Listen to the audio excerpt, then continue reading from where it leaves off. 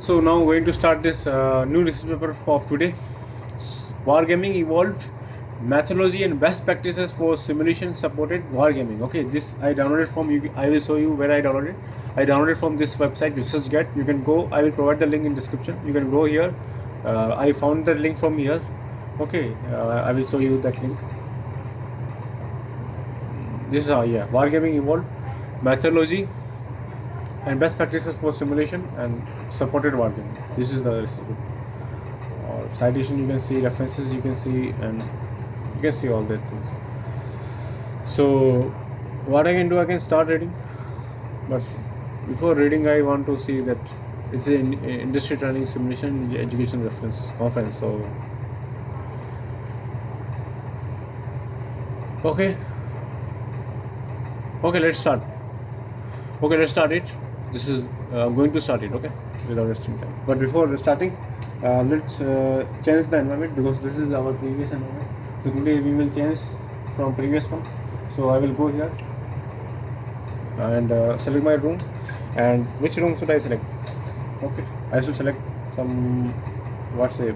Okay, Lakeview Lodge is better. The focus room gallery is more better. Okay, this is the focus room, a gallery. You can sit here, and I will show you the environment, whole environment. You can see the whole environment. Okay, the water is not, water is there. These are things are there. So let's start it. Reading this research paper. I will enlarge the screen and start reading it. Okay.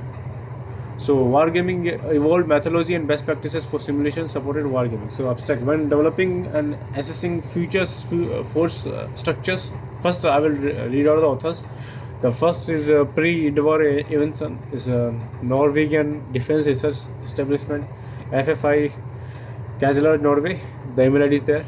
And Savion Erland Martinussen, Norwegian Defense University College, and Marius Halsor, Norwegian Defense Research Establishment, FFEI, and Dan Helge Battesen, Norwegian Defense Research Establishment, FFI. So this is from all the four authors are from Norwegian Defense Research Establishment.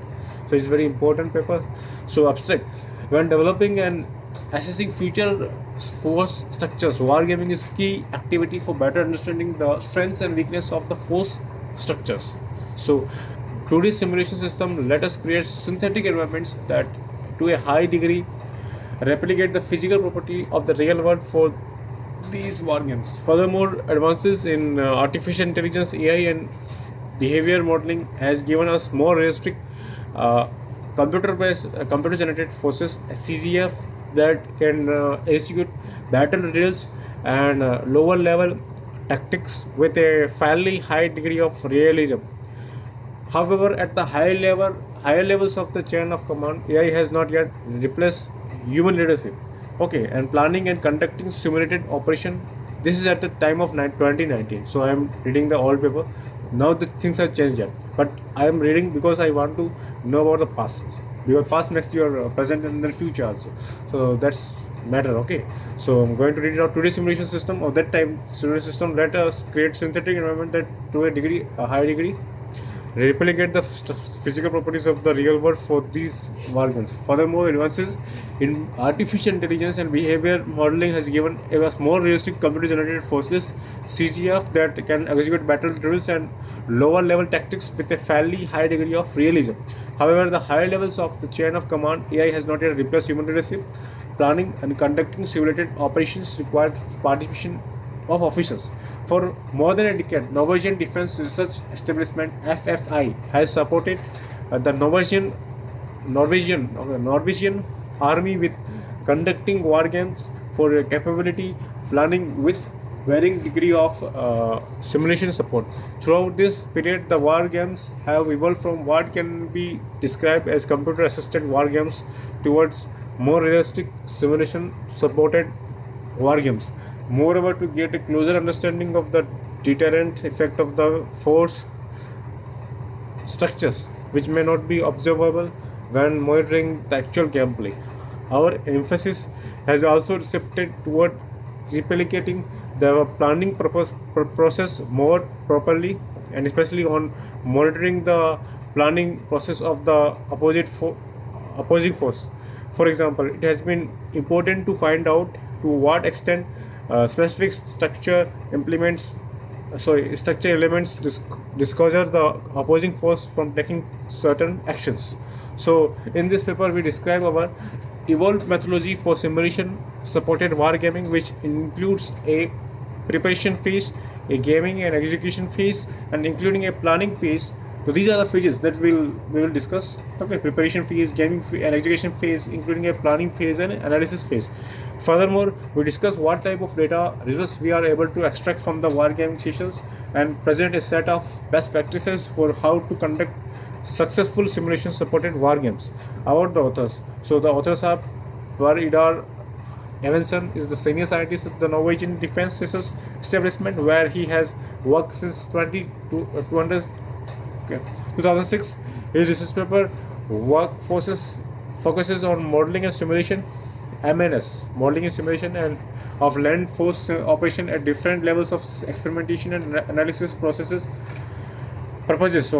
And he has a specific interest in simulation system based on game technology. He has a Master of Science degree in Computer Science from University of Oslo in 2004. So it's very important, very prestigious for his University of Oslo. His university. The Savian Erland Martian is an associate professor at Norwegian Military Academy, where he has worked since 2017. He has more than 20 years experience as a researcher and operation analyst for the Norwegian Army at home and abroad.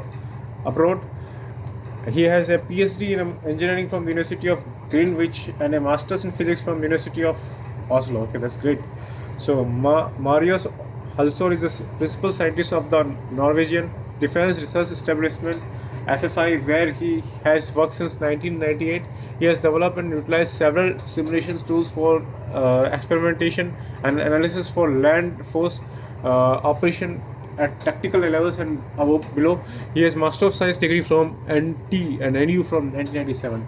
And then Helge Battensen is the research manager of land operation at the Norwegian Defense Research Establishment FFI, where he has worked since 2009. His work has mainly focused on the use of modeling and simulation tools to evaluate the combat effectiveness of different land force structures and components.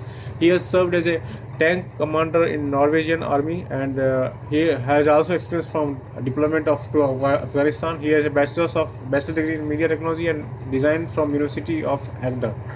So that's great. So starting from the Wargaming Evolved methodology and best practice for simulation supported wargaming. This is a paper started introduction. Okay, when developing and assessing the feature from force structures, wargaming is a key activity for better understanding the strengths and weakness of force structures. So today's simulation system let us create synthetic environment that to a high degree replicate the physical property of the real world of these wargames. Furthermore, the advances in the artificial intelligence and behavior modeling has given us more realistic computer-generated forces (CGF) that can execute battle drills and lower-level tactics with a fairly high degree of realism. However, at the higher levels of the chain of command, AI has not yet replaced human leadership. Okay, and planning and conducting simulated operation required participation of officers. For more than a decade, the Norwegian Defense Research Establishment (FFI) has supported the Norwegian Army with conducting wargames for capability planning and varying degree of simulation support. Throughout this period, the wargames has evolved from what can be described as computer-assisted wargames towards more realistic simulation-supported wargames. Moreover, to get a closer understanding of the deterrent effect of the force structure, which may not be observable when monitoring the actual gameplay, or emphasis has also shifted toward the replicating and planning the process more properly, and especially on monitoring the planning process of the opposing force. For example, it has been important to examine to what extent specific structure elements disclose the opposing force from taking certain actions. Okay, first in this paper we briefly describe the background of this work. So secondly, we give introduction to wargaming in general, including short discussion of types, application areas, and its relation to modeling and simulation and experimentation. Then we describe how our evolved methodology for simulation supported wargaming, which includes a preparation phase, and execution phase, including a joint operational planning process and an analysis process. So we also discuss what type of data results we are able to extract from the wargaming sessions. And finally, we briefly describe properties of simulation system suitable for supporting war games and present a set of best practices for how to conduct successful simulation supported war games. So background are that war games in various forms has been conducted at FFI for decades. The idea is to do simulation supported force structures evaluation emerged when researchers at FFI started cooperating on scenarios for 1 second I can do. Okay, now it's good. So FFI stands, the idea is to simulation supported force structures simulations emerged when researchers at FFI started cooperating on scenarios for individual simulation supported system assessment. However, the first time an interactive brigade level simulation system utilizing semi-automated forces SAF was used as a basis for a war game at FFI was in 2018. Okay, so in project Future Land Forces, the performance of 5 fundamentally different land force structures were evaluated through a series of computer-assisted war games. So the goal was to rank these structures based on their relative performance. Okay, so in addition, the war games revealed several strengths and weaknesses of the evaluated structure. So the simulation tool use was quite simple, but it was useful for keeping track of the movement of units and calculating the results of duels and indirect fire attacks. Okay, so what I can do, I will just click here. After this, FFI has supported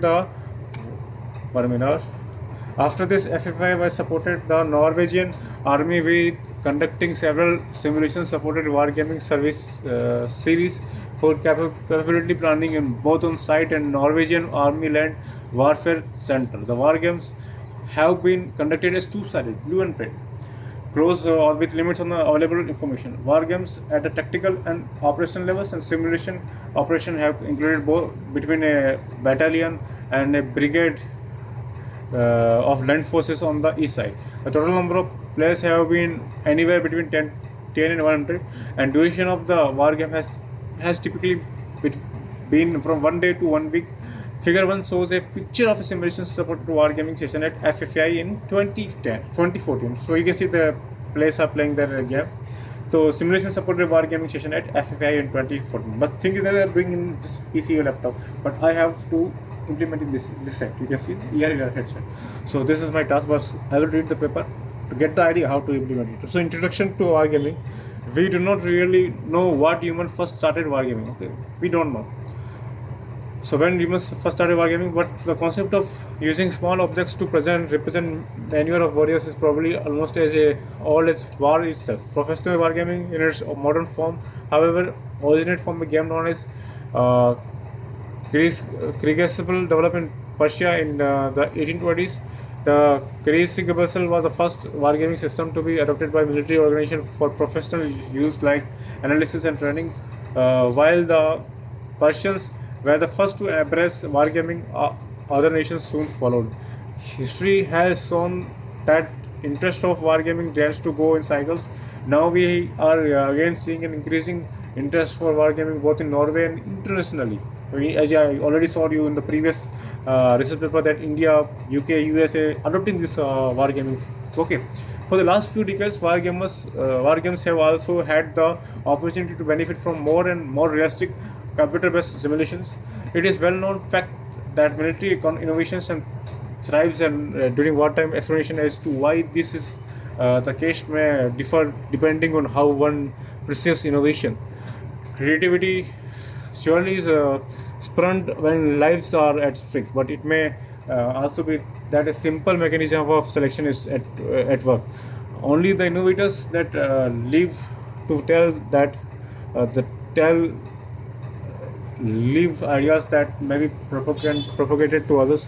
In peacetime, the war game ideally replaces the war as a vessel of destruction of poor ideas. No ideas, whether old or new, should be considered sacred. Alternatively, organizational insight in fighting the power struggle replaces the enemy, and innovation may end up, not even being tested before they are brought to the battlefield.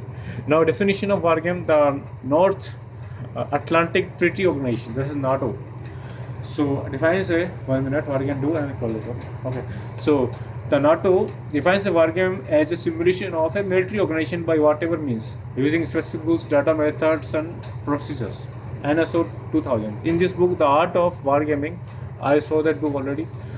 A guide of professionals and hobbyists. Wargame expert Peter Pella defines a wargame as a warfare model or simulation that does not involve the operation of actual forces, in which the flow of events affects and affected by decisions made during the course of those events by players representing opposing sides. The essential parts of wargame emphasized in Peter Pella's definition are the human players representing opposing sides and their decision making. It is important to recognize that although war currently appears to be dominated by technology, warfare is fundamentally a human issue. As a representation of war, this active and central involvement of human being is the characteristic that distinguishes wargames from other types of models and simulations.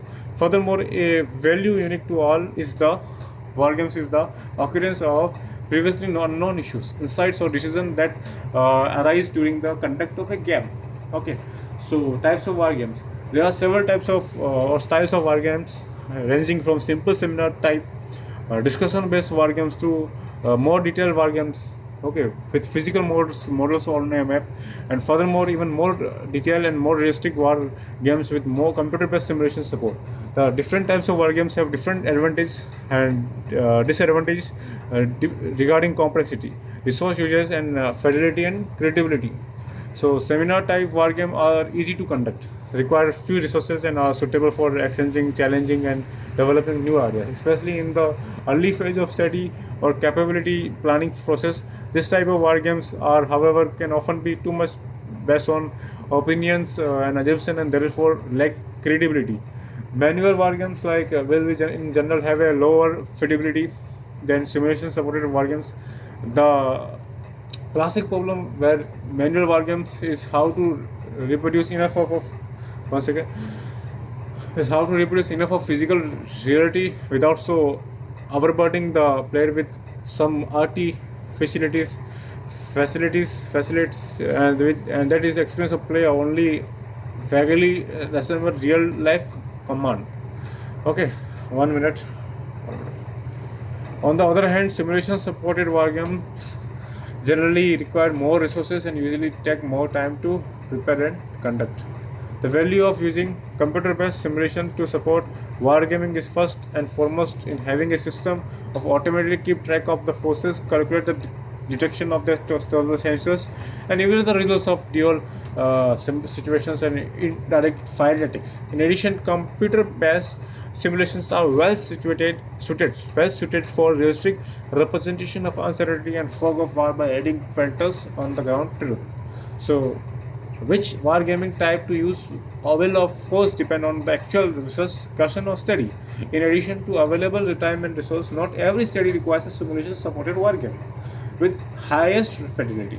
When selecting an approach, the key consideration apart from resource availability is determining what is the lowest level of cost value necessary to provide a valid product which meets the specific study requirement. This is given by ITSEC 2016. Application areas are there are two application areas for professional war games. First is training and education. They are already for you, and research analysis. Okay. So, example, capability planning or plan testing. In this paper, we focus on war games for research and analysis, analytical war games, and specifically war games aimed at accessing force structures. The purpose of analytical war games is to gain insight into complex issues related to warfare, modeling and simulation, wargaming and experimentation, the scenarios that are rules and plays of a wargame from a model of warfare. The execution of that model over time is a simulation. When we say simulation-supported wargame, we mean a wargame supported by computer-based simulations. A simulation-supported wargame can, in MNS terminology and can be classified as human in the loop as ITL simulation, where human players interact with the constructive simulation and with semi-automated forces SAF. The human players are thus a part of simulation as a whole. Okay, the characteristic of HITL simulations is that humans influence the outcome in such a way that it is difficult. Okay, and if not possible to reproduce exactly. MNS is essential for most defense experimentation. So, analytical wargames can be characterized as a type of experimentation known as discovery experimentation.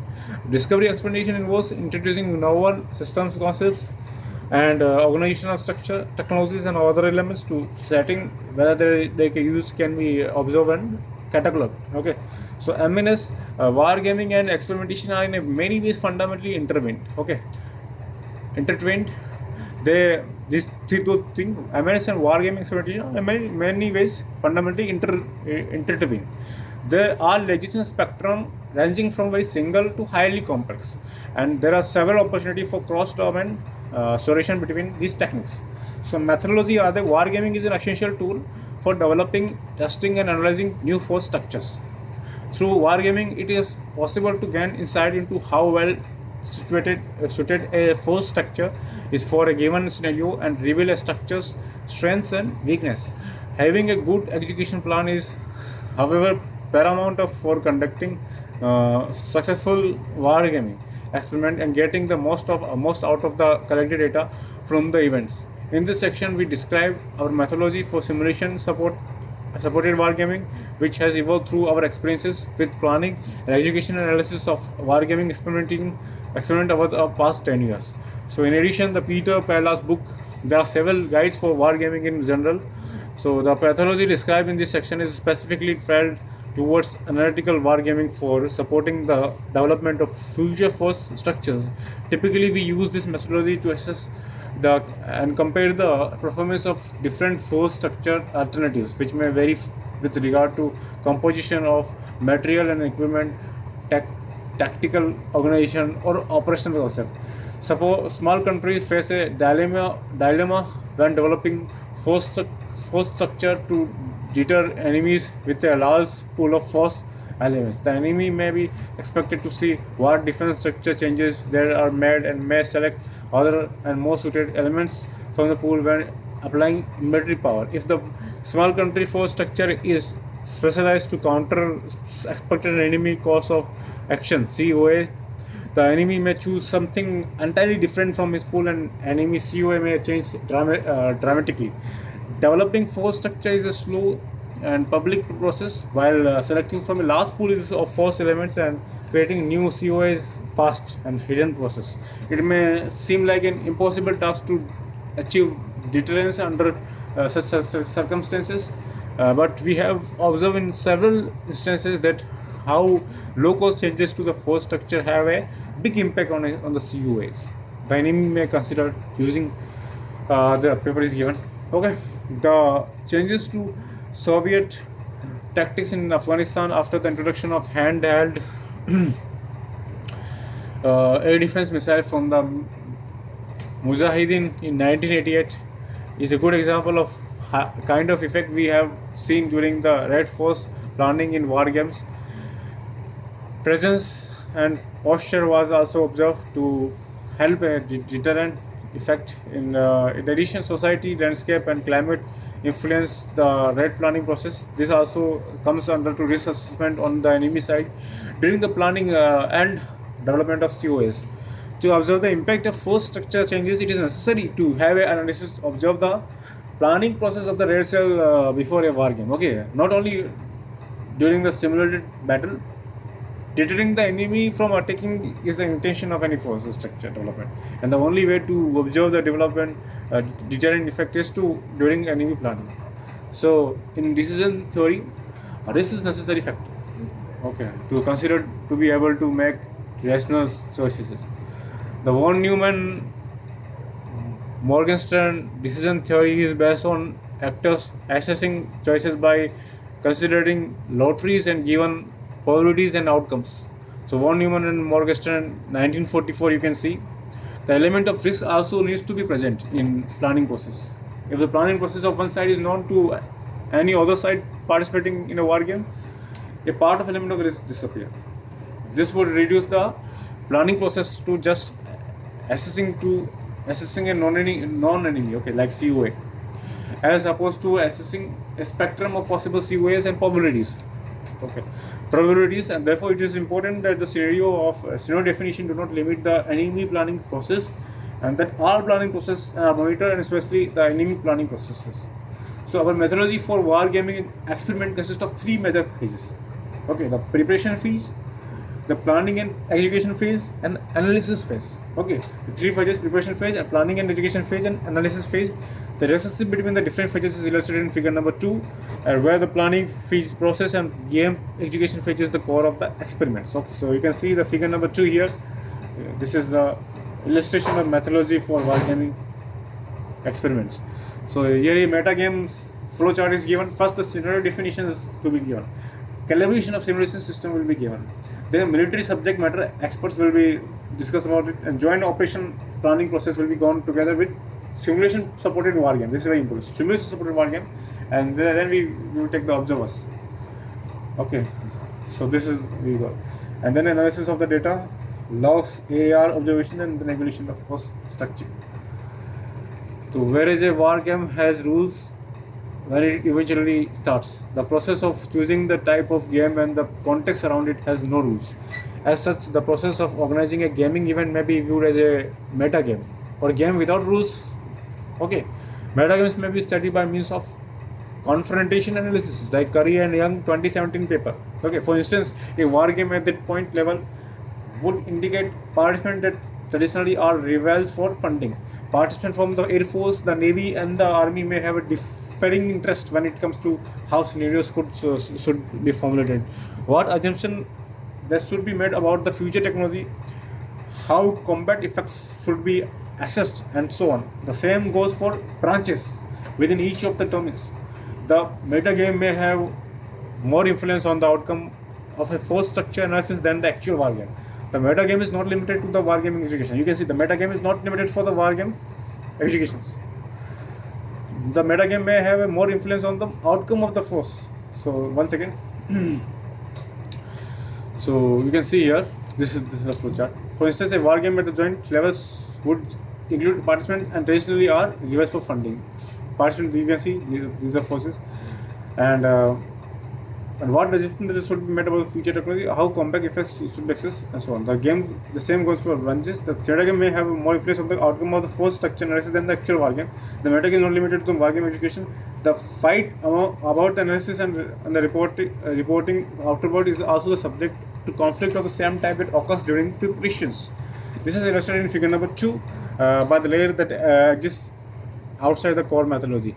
Now the preparation phase. The preparation phase includes everything that needs to be done before the game execution phase and can be started. The most important preparation are establish a common understanding of the objective of the wargaming experiment, define overall scenarios including external conditions and limitations, choose one or more simulation systems, and calibrate simulation methods. Okay, define order of battle OOB for blue and red side.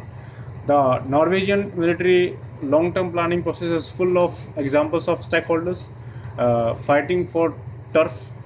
This is especially noticeable in the preparation phase of war games. Okay, war games. One of the reasons is that we do not properly separate the role with the power to invent changes from the role with the power to assess and accept changes.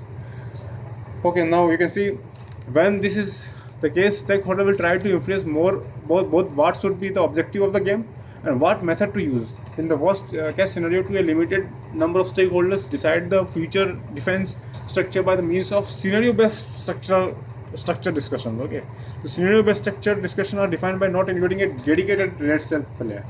UK Ministry of Defense 2017. You can read there. When we include a red cell in our methodology, we exclude scenario-based structures. This is discussion from the range of acceptable wargaming technique. This removes a lot of pitfalls from the wargames. Many of the actors participating in the preparation phase of the wargame have ideas and values invested in the endeavor and frequently fight for certain outcomes for of the metagame of the planning phase. We have seen scientists, high-ranking officer, and bureaucrats fight to keep scenario-based structure discussion as a sole tool for selecting and future defense structure. Okay, selecting the future. So the joint requirements. Our site's council JROC is a good example of an institution that handles the turf fighting with a sound decision structure, CJCS. Okay, and 2018, the way the US military separate the inventors of ideas from the power to review their usefulness is entirely in accordance with Montesquieu's principle of separation of powers.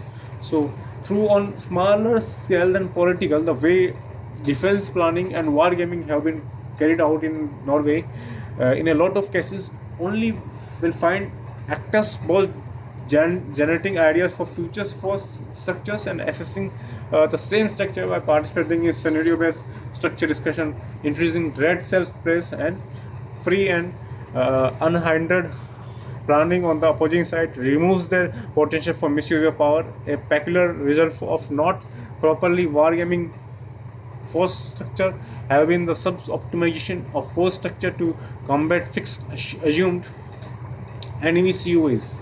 So, but by not properly wargaming such force structure, the proponents of the structural changes succeeded in beating their favorite enemy COAs, but fail at challenging their own ideas. Exposing this kind of wargaming error may not be easy, since it is as a result of the metagame and the preparation phase of the poorly structured bureaucratic planning of wargames, and not necessarily a fault of wargame itself. Planning and education phase. So the planning and education phase consists of two separate activities. First, a joint operational planning process for both sides. A joint operational planning process for both sides and a simulation-supported wargame.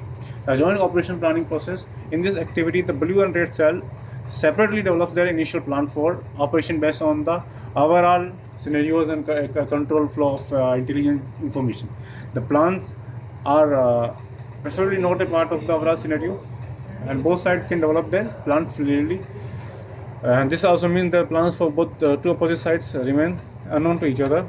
The joint operational planning process can, in principle, be done much in the same way as in reality, without any simplification. This is an activity that should be prioritized in the same way as the simulated supported wargame, also with regards to staffing.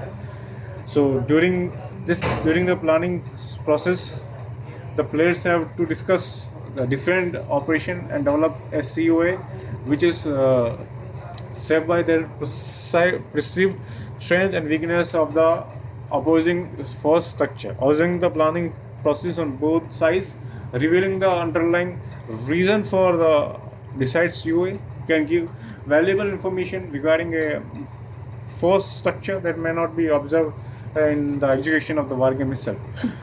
The deterrent effect of a force structure is an example of something that may be only observable during the planning process. So simulation-supported wargame. The wargame itself is conducted as a simulation-supported two-sided blue and red wargame where the operation is simulated in a constructive simulation system with SAF. Within game theory, this type of wargame can be categorized as a non-cooperative, asymmetric, sequential game of imperfect information. Okay, the actors in the wargame are the players on both sides, and the team of umpires and justicators. It is important to remember that wargames are only as good as it pairs. The players are military subject matter experts, SMEs, and the officers. To have a balanced game, it is crucial not to down practice the red team. This type of wargame, led by the adaptive and largely unrestricted thinking opponents, tends to become highly dynamic and adversely and competitive. For analytical wargames, realistic simulations are important to strengthen the credibility of the result. Military operations and especially land force operations are complex in nature, and simulations of such operation with sufficient realism is very challenging. So it is therefore important to have experienced umpires that monitor the simulation and, if necessary, make appropriate manual adjustment to the outcomes. The meta game to some degree also come into play during the simulation supported wargame. We have seen stakeholders withdraw competent officers from simulation supported wargames to replace them with less skilled personnel, most probably to reduce the credibility of the wargame that stakeholders do not want to be successful. We have seen umpires struggle against intervention from high-ranking stakeholders visiting the wargame. These problems have existed for many years in Norway, and history is full of similar examples. A clear methodological approach is intended to counter some of the outcoming of previous wargaming experiment. So analysis phase, last phase. The analysis is based on observation and data from planning process. Okay, you can see me. Okay, in addition to the observation of data collected from the execution of simulation supported wargame itself, during the planning phase, it is important to monitor and document the discussion closely. The primary purpose of a defense force is to prevent war. Therefore, the consideration made in planning process are the most important from entire wargame.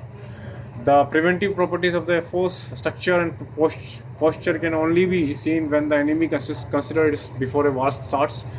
Several alternative COAs and maneuvers will be considered during the planning phase. Many of these will be discarded and some will be accepted for various reasons. These reasons must be recorded. The reason why RAID decided that a certain COA will not be viable may be due to certain structure elements or expected strategy from blue. If red has to be abandoned a plant due to elements in blue OAB, then these elements already have proven valuable to blue. Even if these elements end up not inflicting any direct damage to a red force during the following simulated operation.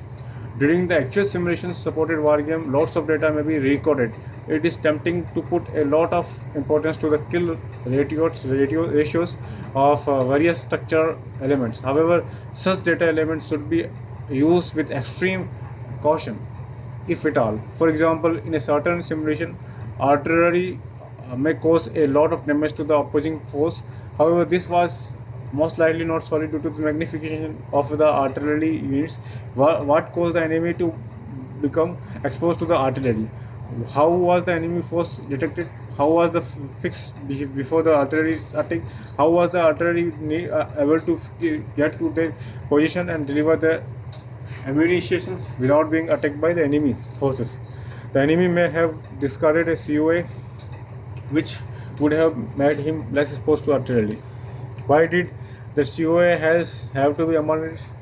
These questions are important, and the answer are more interesting than affirming that artillery fire when delivered on stationary defense target is effective.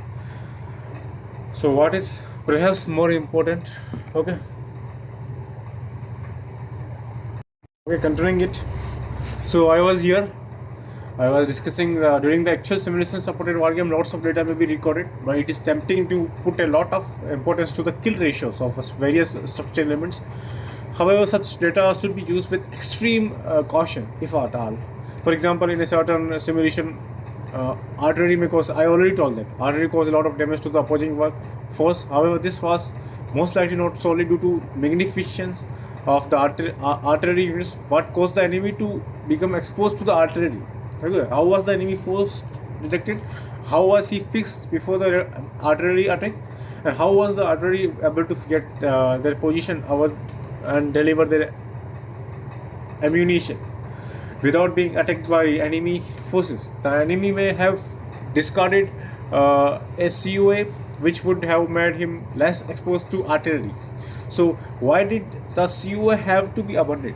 That is very important. These questions are important. Okay, and the answers are more interesting than affirming that artillery find what delivered on a stationary and dense target is effective. What is perhaps more important to pay attention to during the actual simulation are the decisions that are made by the commanders on both sides. If a window of opportunity arises for one of the sides, why is that? How is that side able to exploit such an opportunity? Are there any ways that consider exploiting the opportunity but are unable to? Okay, if so, why? To collect such information, it is important that commanders openly discuss their options. Okay, it is not only what they make choices they do. That is important. It may often be equally important why other choices are not made. That's important. So identifying major strengths and weaknesses of force structure and its utilization is an important part of the analysis phase. Examining the consideration made by both sides, uh, both during the planning phase and the wargaming phase, is the best way to do this. This is not an exact size, as such data is qualitatively in nature. Finding key elements that made it possible to use a certain COE or perhaps or a missing capability, which allowed the enemy better options. Okay, are better identified in this matter than looking solely at what weapon system destroyed, which enemy system. So this is very important. The analysis phase may also be subject to fights outside the context of the agreed upon wargame methodology. Even the report writing after the event may be influenced. When the roles are not well separated and stakeholders are allowed to disproportionately influence the process. One of the authors had the bad fortune of sensing modification to the observation of the red cell planning activity. The first cell this methodology was applied. Two systems were unduly able to the analysis text after the observation were finished. They were credited with a preventive effect that were not observed to have had during the red cell planning process. One of the system had also suffered a catastrophic destruction during gameplay, but had been reintroduced on the battlefield on the request of the system owner. Both systems were cherished by their owner branches. In retrospect, this takes a toll on one integrity as an analyst. So output, data and results. So it's time for output, data and results. In general, we strive to capture as much data as possible for the wargaming session, depending on the simulation system and used to support the wargame. A variety of output data can be recorded. It is, for instance, usually possible to record how far various units have moved and how much ammunition and fuel they have used, and other logistical data, kill matrix, and also usually recorded. This is essentially a matrix showing which units on one side killed, which units on the other side. A lot of other quantitative data can also be recorded. In addition comes a lot of quantitative data. This includes a noted earlier observation of the planning process and discussion with players involved in the planning process. Also, it includes observation of decision made during the game and discussions with players during or after the game. It is often tempting to put a lot of weight and quantitative data, such as the kill matrices, and perhaps less weight on the qualitative data. Quantitative data are easier to analyze and also often considered more objective than qualitative data, like the decisions and consideration of the players. However, it is important to remember that the quantitative data are dependent on the decision of the players on both sides. This is very important, as well as input data to the model. However, how the players believe various units should be used have considered impact on the kill matrix. Thus, although such data are quantitative, they are also really more objective than a lot of qualitative data. Data such as the kill matrices also omits important information. One can see which units kill most of the opposing units, but the reasons they are lost. All the units which do not directly destroy enemy units may have been vital in the creating the condition for other units to be effective. Although certain units may have destroyed very few enemies, their presence on the battlefield may have been vital in preventing the enemy from conducting certain operations. Okay, for instance, the presence of close air defense may not cause air defense to kill more enemies helicopters, but may have prevented the enemy from using helicopters aggressively as he might otherwise have. Thus, when analyzing a war game, we should be cautious about looking solely at quantitative data like kill matrix. The whole picture must be taken into account. So next, ideally, when comparing different force structure, several games should be conducted with each force structure, and the enemy should be allowed to alter his conduct in each game.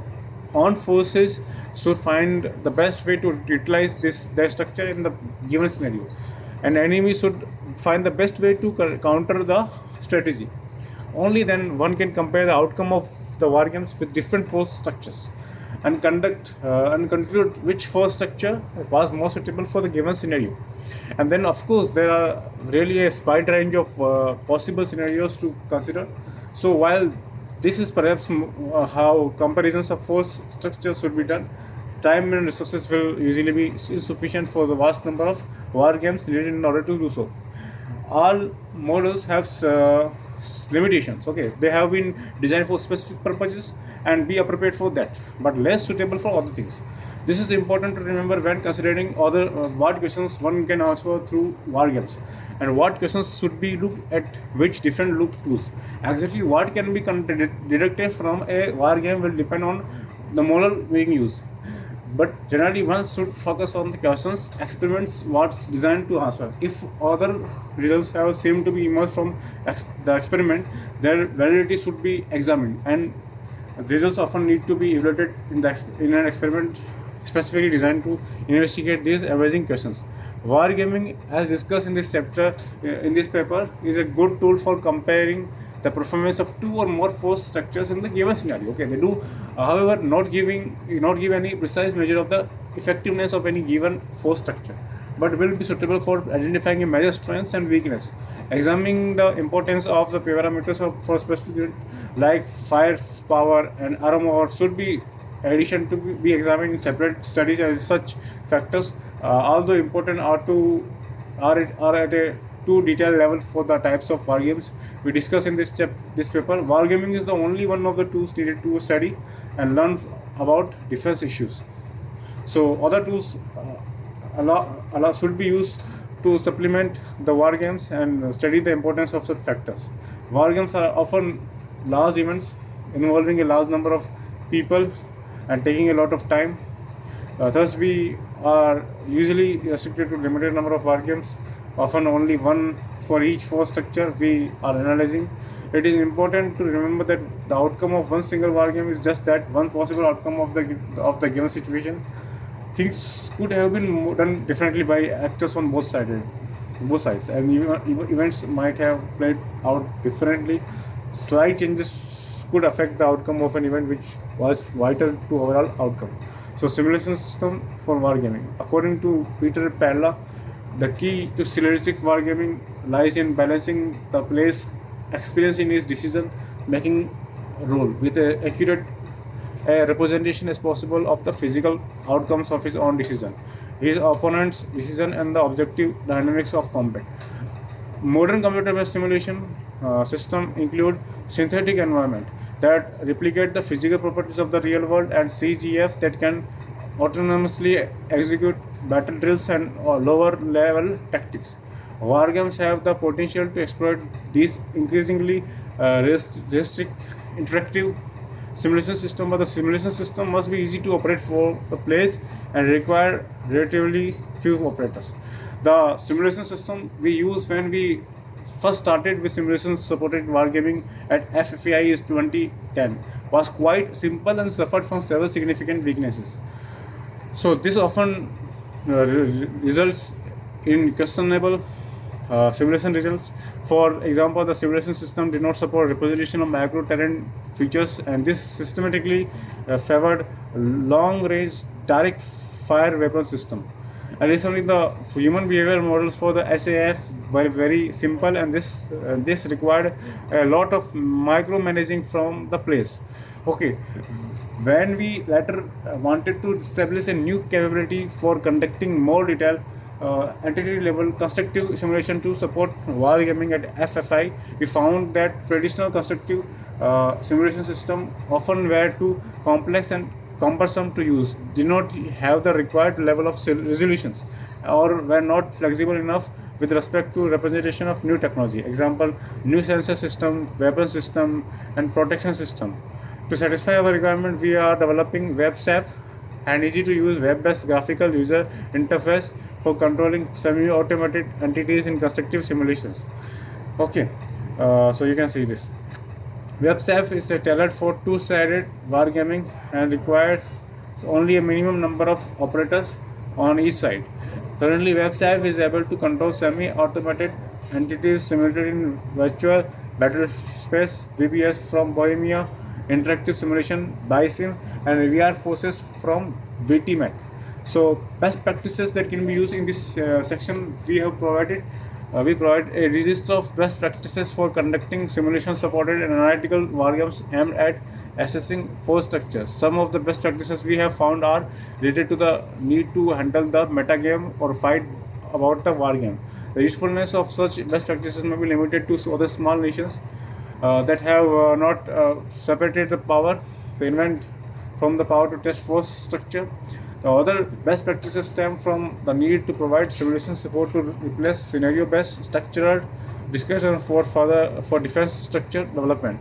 Define a clear objective. This is very important. Best practices. A clear objective for wargaming experiment must be specified early in the preparation phase and will be the basis for the design of the experiment. Okay, use a simulation system customized for wargaming. Having an interactive simulation system with SAF that is easy to operate for the players and requires relatively few operators, reduce the resources needed for, and thereby also lowers the threshold for conducting simulation-supported wargames. So assemble a good red team. A good red team is the key to discover weaknesses on force structure, plans and processes. The players on the red team should also have a good knowledge of doctrine of expected opponents. We have observed that a good red team quickly cure the tendency for our own planners may have had to group think possible enemy actions. Allow the opposing force to adapt. Change in the structure of own force must also allow change in structure of opposing force. Change in force structure is a slow public process and will certainly be observed by expected opponent. To replicate the planning process, replicate a real life planning process or as closely as possible.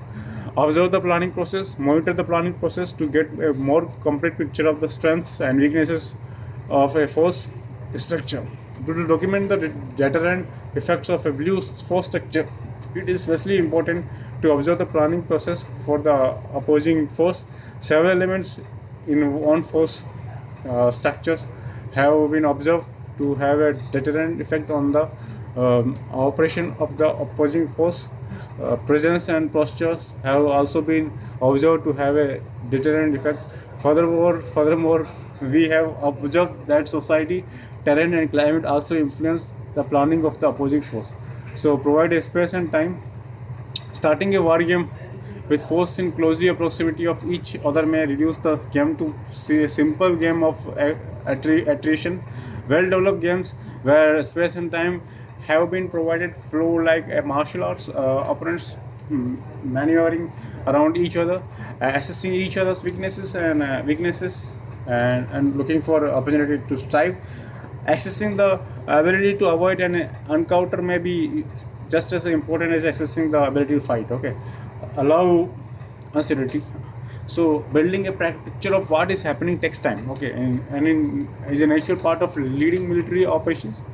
The true value of certain elements in a force structure only appears when uncertainty is properly represented. The force in being effect can for example be significant. Uncertainty is best represented when the tactical situation is not visible for all and the outcomes for the battle are perceived as not deterministic to the extent the reality is stochastic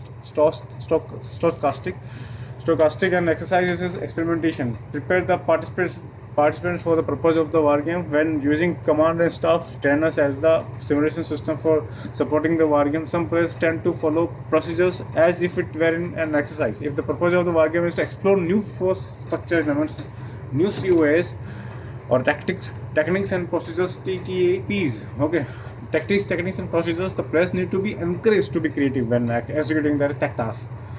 So keep high-ranking officer not participating in the game away.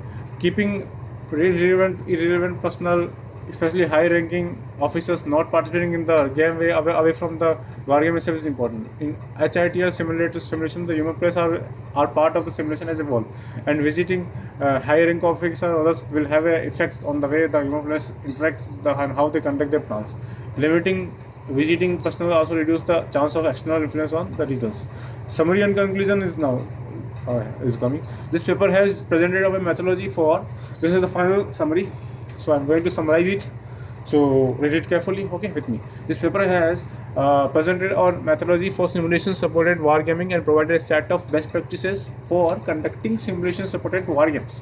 The methodology and best practices are especially aimed toward analytical wargaming to support capability planning. Okay, the methodology consists of preparation phase, the planning and education phase, and analysis phase. The methodology has gradually evolved over the last 10 years by using more realistic simulation system, by replicating the monitoring the planning process before the operation to gain more insight into the deterrent effect of the tested force structure. Our best practices for conducting simulation-supported wargames includes defining a clear objective for the wargaming experiment, using a simulation system that is easy to operate for the players, having a good red team and that is not too restricted, providing a space and time so that the war does not start immediately, and providing realistic representation of uncertainty and information gathering. Finally, to get a more complete picture of strengths and weaknesses of force structure, it is important for the analysis groups to observe the planning process in addition to the wargame itself. Formalizing the separation of the power to suggest power structure changes from the power to test, evaluate and accept such changes would solve many of the problems we have seen in the defense planning. When supporting wargames with modeling, simulation and analysis, the metagame is seen as something that happens at a level higher in hierarchy and which we do not have any influence over. Our intention has been to raise awareness about all these challenges and provide some adjustment in the part of metagame and we can influence. So acknowledgements is coming now. The authors would like to acknowledge everyone who has been involved in the planning, education, and analysis of the series of simulation-supported wargames for testing force structure conducted at FFI or the Norwegian Army Land Force Warfare Center for the last 10 years. We would also like to thank our ITSEC Big Dog John Huddleston for his helpful comments and suggestion during the process of developing this paper. Thank you so much for all the users who are listening to this paper and reading it with me. Now it's time for references. You can see all the references of the paper. Okay, the paper is now ended. Thank you so much for reading with me. Now it's time to power it. Okay, have a goodbye. And if you haven't subscribed this channel, please subscribe. It's a very important paper I've discussed today. And if you like, please also share with your friends and also ask them to subscribe my channel. And every day I upload one paper, read one paper, so please follow it. Okay, thank you so much.